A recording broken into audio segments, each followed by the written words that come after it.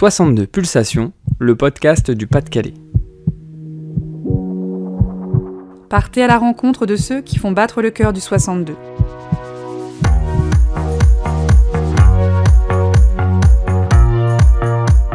Le Pas-de-Calais, c'est 1,5 million de cœurs battants entre terre et mer, monts et vallées, plaines et terrines. Un département fort de sa diversité. Diversité des expériences vécues et des habitants qui, au quotidien, l'animent et le font vivre. Découvrez leurs histoires, leurs projets, ce qui les fait vibrer au rythme du Pas-de-Calais, dans une série de podcasts qui leur est dédiée. Et pour ne rien rater de leurs témoignages, abonnez-vous.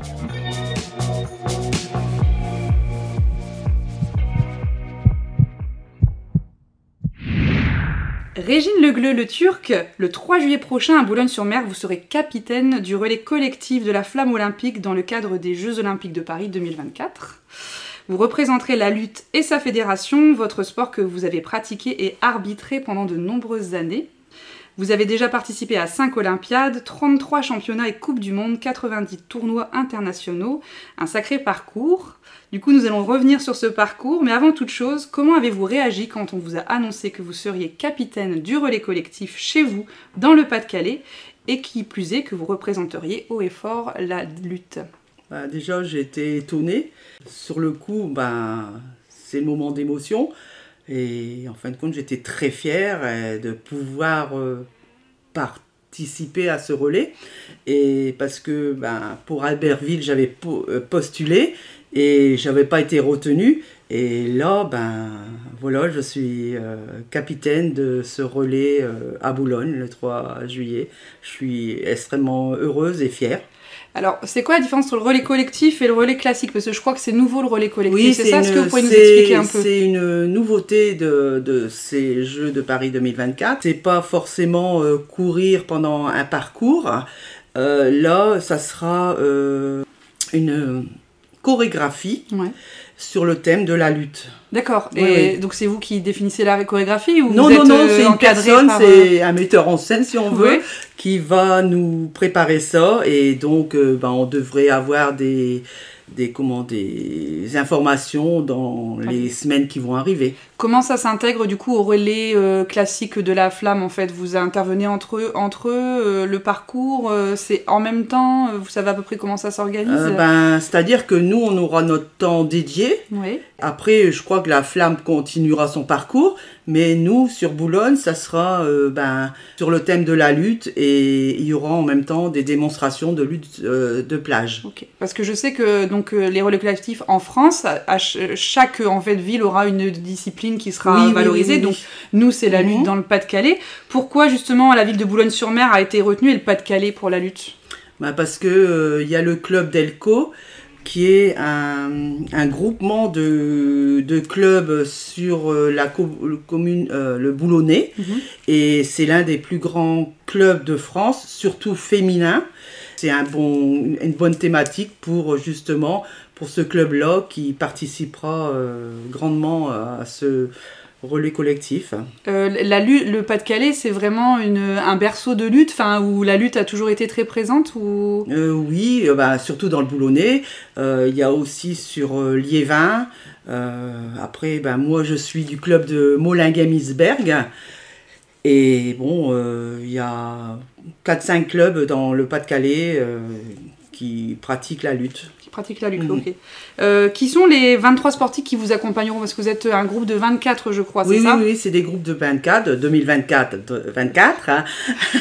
Donc, ces personnes, ça sera des personnes intergénérationnelles, des personnes en handicap, hommes-femmes, du moins la parité, et voilà, et des lutteurs, des entraîneurs, Donc des clubs du Pas-de-Calais en fait. Oui. Ok, d'accord. Ouais. Et comment on est sélectionné justement pour participer à ce relais? Il y a des gens qui ont postulé, et donc ils ont été retenus par justement Paris 2024, le relais. Alors je vous reviens sur votre parcours justement. Comment vous êtes arrivé jusqu'à la lutte? Comment vous avez découvert ce sport à la base et à quel âge du coup? J'ai découvert la lutte à 14 ans. Ouais. On peut vous demander votre âge actuel du coup pour faire justement le lien? Bon, j'ai 61, bientôt 62. 61 mais bon, moi, ça me chagrine pas de dire mon âge. Oui. Après tout, je suis fière de mon âge, voilà. Et donc, je suis arrivée à 14 ans parce que ma sœur faisait de la lutte et moi, je faisais de l'athlétisme. Et bon, en parallèle, ça m'énervait un peu de toujours courir autour de cette piste. Moi, qui voulais faire du saut en hauteur, pour vous donner l'idée, je faisais 1m70 et 50 kg. Oui. Donc, moi, je voulais faire du saut en hauteur. Et bon, je crois qu'ils devaient nous tester. Et après, j'ai dit stop. Je vais faire comme ma sœur de la lutte. Alors, même mon entraîneur de l'époque avait peur que je me casse en deux parce que j'étais grande et mince. Et de toute façon, quand on criait dans la salle, c'était moi parce que je m'étais fait mal. Bref, j'ai continué, j'ai persévéré. Donc, j'ai fait des titres de championne de France. J'ai fait aussi les examens pour devenir entraîneur régional et fédéral. Et après, un petit challenge, pourquoi pas arbitre? Parce que j'étais très timide et donc pourquoi pas, ça me faisait peut-être sortir aussi de ma coquille et d'aller de l'avant. Et en fin de compte, je me suis plu dans l'arbitrage, j'ai osé et j'étais une autre personne sur le tapis. D'accord. Donc, et j'ai évolué régional, national et international. Voilà, j'ai été sélectionnée à force de travailler aussi, parce qu'il faut travailler beaucoup, faire beaucoup de compétitions. À l'entraînement, des fois, j'arbitrais des petits matchs pour dire de m'exercer. Et donc, j'ai gravi les échelons et je suis arrivée en 1996 au plus haut grade de l'arbitrage mondial. Vous avez vraiment, ça vous a vraiment plu et vous êtes allé jusqu'au bout. Oui, en fait, oui. Du coup, je me suis fixé un objectif. Je voulais faire un jeu au moins.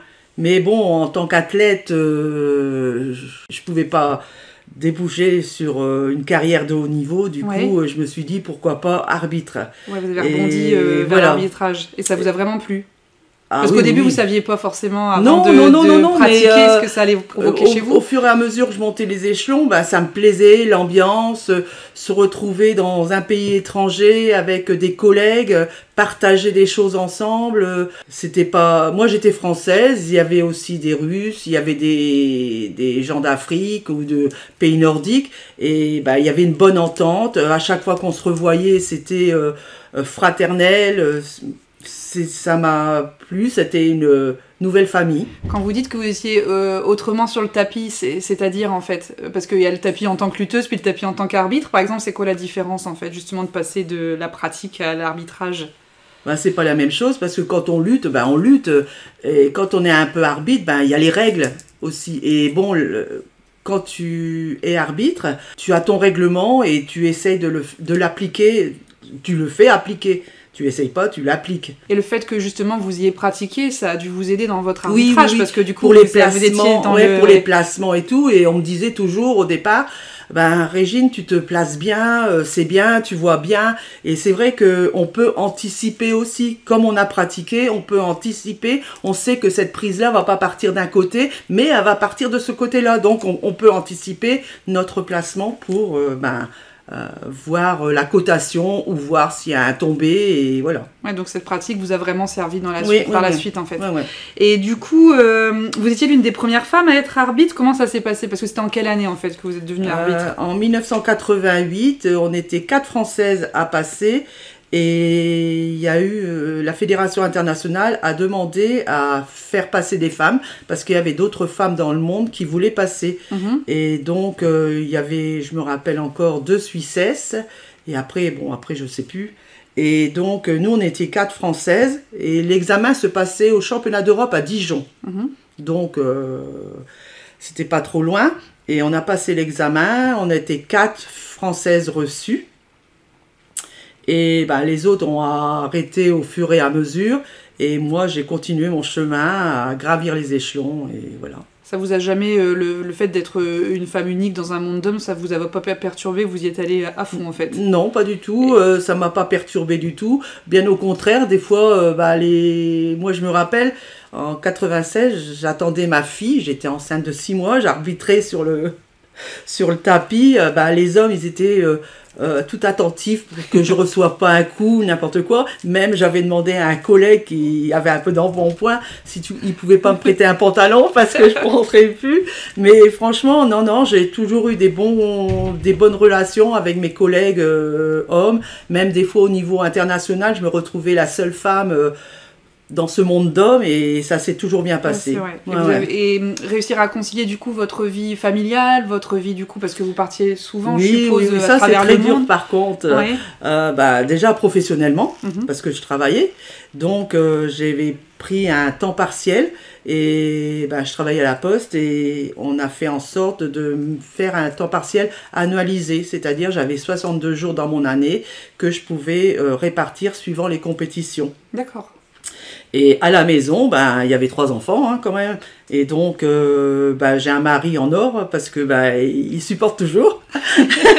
Je préparais tout parce que c'est pas un pro de la cuisine, donc je préparais tous les repas et tout bien à l'avance. Je mets des post-it un peu partout et voilà, je partais et j'étais tranquille et voilà. Tout était organisé avant. Et c'était plus qu'un métier pour vous? Une réelle passion d'après vous ou... Ah, c'était une réelle passion, parce que c'est pas un métier. D'accord, en plus c'est en plus de votre métier en fait. Oui, voilà, c'est ça. Et vous vous sentez plus arbitre, lutteuse, les deux en même temps? Comment, si vous faites un point sur votre carrière, non, je me sens arbitre. Arbitre un jour, arbitre toujours. D'accord. Vous avez arrêté du coup en 2019 votre carrière. Oui. Qu'est-ce que vous avez fait après? Comment le sport et la lutte, l'arbitrage font toujours partie de votre quotidien? Oui, ça fait toujours partie de mon quotidien. Parce que là, pour l'instant, je suis vice-présidente de ma fédération en charge de tout ce qui est arbitrage. Je m'occupe des plannings des arbitres, de tout ce qui a trait à l'arbitrage. La lutte, est-ce que c'est un sport qui a le vent en poupe? Est-ce que c'est quelque chose qui mérite encore d'être connu? Est-ce que c'est une discipline... quel est votre regard par rapport à ça? Moi, aux jeunes générations qui cherchent à découvrir une discipline sportive. La lutte, c'est un beau sport. En plus de ça, si on pratique la lutte, il n'y a pas de danger. Parce que la lutte, on suit toujours les articulations, on suit le mouvement du corps en fin de compte. Et pour moi, oui, je trouve que c'est un très beau sport, que beaucoup de jeunes devraient s'essayer à le faire. Qu'est-ce qu'on éprouve comme sensation par rapport peut-être à d'autres sports quand on fait de la lutte? Vous qui avez fait de l'athlétisme par exemple, qu'est-ce que ça vous a apporté en plus? L'athlétisme, c'est pas forcément un bon souvenir. Par contre, la lutte, ça m'a apporté plein de choses, plein de souvenirs, plein de rencontres. Je me sens bien dans ce contexte-là. La lutte, c'est ma deuxième famille. D'accord. Alors là, ça sera votre 6e Olympiade, mais pas en tant qu'arbitre du coup. Ouais, c'est Comment ça. vous abordez ces nouveaux JO? Alors dans le cadre du relais collectif en tant que capitaine, mais aussi les JO de manière globale et la place de la lutte du coup dans ces nouvelles Olympiades. Pour le relais, dans c'est une étape. Je suis contente de participer, même très heureuse. Et après, je me suis inscrite aussi dans les bénévoles pour la lutte. Ouais, ça se passe du coup sur Paris? Oui, ça sera au palais éphémère. D'accord. Et du coup, je crois que c'est ça, le palais éphémère. Ouais. Et vous, en tant que bénévole, qu'est-ce que vous allez être amené à faire? Au départ, on nous a dit, parce que c'est encore flou, ça a du mal à se mettre en route, l'émission. Et logiquement, je suis chargée de tout ce qui est pesée. D'accord, ok. Donc, parce que nous, en lutte, c'est un sport de poids aussi. Et donc, il faut peser chaque jour les athlètes. D'accord. Et alors, des pronostics, est-ce qu'on a des espoirs en France? Déjà, on a une qualifiée. Suite au dernier championnat du monde, on a Kumba Larocque qui est qualifiée pour les Jeux. Et là, on attend les 2 prochaines échéances, les tournois de qualification européens et le tournoi de qualification mondial. J'espère que nous, dans les Hauts-de-France, on a sur Boulogne, on a... dans le Pas-de-Calais, du coup. Dans le Pas-de-Calais, oui, on a Pauline Le Carpentier. Oui. Et on a Emma Lutenard aussi, qui ont des chances aussi possibles de se qualifier. Et donc, au moment où on se parle, on est censé savoir quand est-ce qu'elles ont des chances de se qualifier? Parce que là, on est au mois de février, du coup. Au mois de mars, mars ou avril, je crois. Le premier tournoi de qualification européen. Et après, s'ils ne sont pas qualifiés, ils ont la dernière chance au tournoi de qualification au monde à Istanbul au mois de mai. D'accord, ok. Donc là, on n'a plus qu'à se donner rendez-vous du coup le 3 juillet. Et à se croiser les doigts. Et à croiser les doigts. Merci beaucoup pour votre témoignage en tout cas. De rien, merci à vous. Merci, au revoir. 62 Pulsations, un podcast du département du Pas-de-Calais. Abonnez-vous pour découvrir ceux qui font battre le cœur du 62.